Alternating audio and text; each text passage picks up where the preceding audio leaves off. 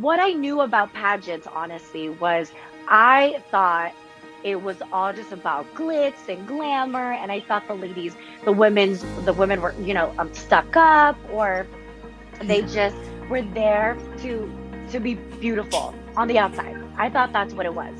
But as I got into the trainings and then I got to meet the other girls from Aces and Queens, I sort of just realized there's so much more to these women.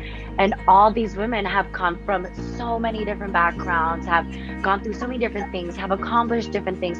My year in Binibini Pilipinas, 2012, we had a lawyer, we had a doctor, we had models, we had actresses, we had so many different types of women from all different fields.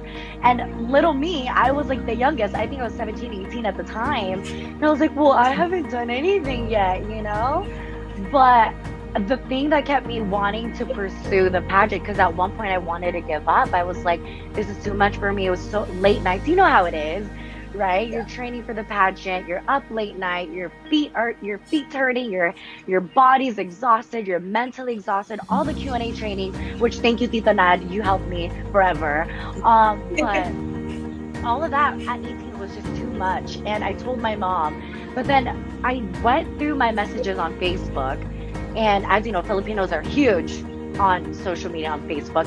And I received so many messages from people, because there was an episode, I forgot what Filipino news show, where we had to sort of talk about our life a little bit. So I was able to talk about my upbringing, which I had never done before, because I used to be, I don't know, I guess I was ashamed, because I was like, oh, I went through so many bad things growing up.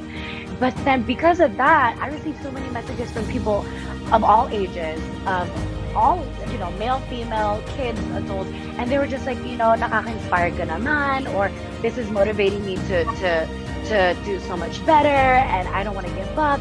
And honestly, that's really what pushed me to stay and compete until the very end.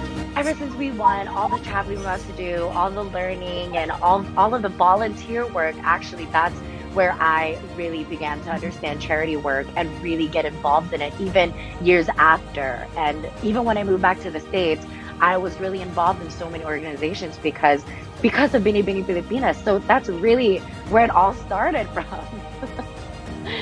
Hi. Hello. If you would be president for one day, what would you do? If I was president for one day of the Philippines, I would try to promote education between children, because I think one of the problems of our country today is the lack of education among children.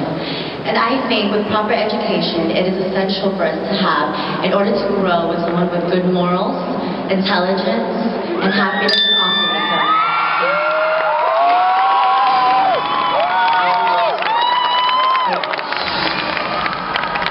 Tuloy ang modeling, yes! 360 degrees. Oh yeah, ganon. Hi, what's your name? Excuse me, sir. Hi, what's your name? What's up? Gary. What can you say about the Philippines? I'm curious. Well, Took too long. It's okay. Ganon, tuloy pa rin. Bili na kayo. Bili na po kayo.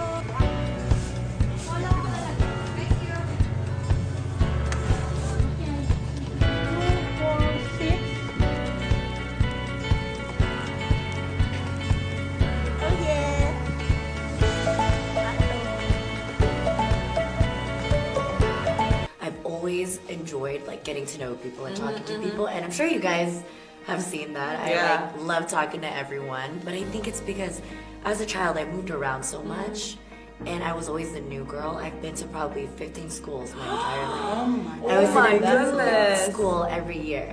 So to me, I hate when someone feels like they're out of place. So you really know how it feels. Yeah, because I know how it feels. I think one disadvantage would have to be we get a lot of criticism. A lot of people body shame us. They don't understand why it is that we do beauty pageants. But I think that as women, we rise above those disadvantages and we prove them that these are women who have dreams and goals and ambitions. Thank you.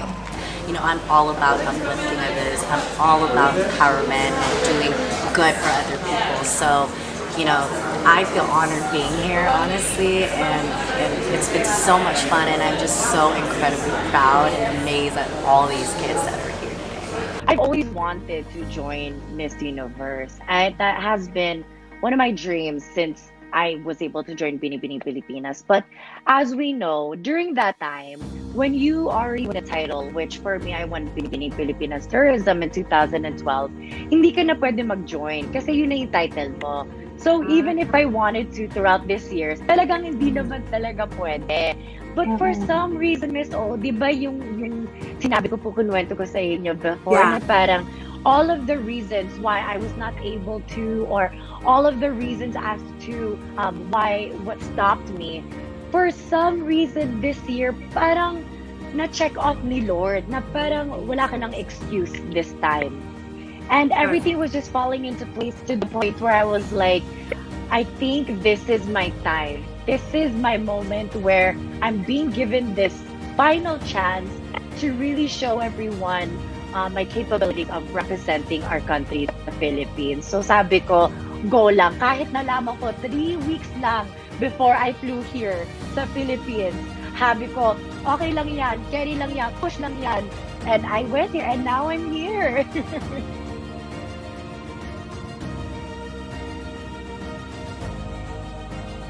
Best realization.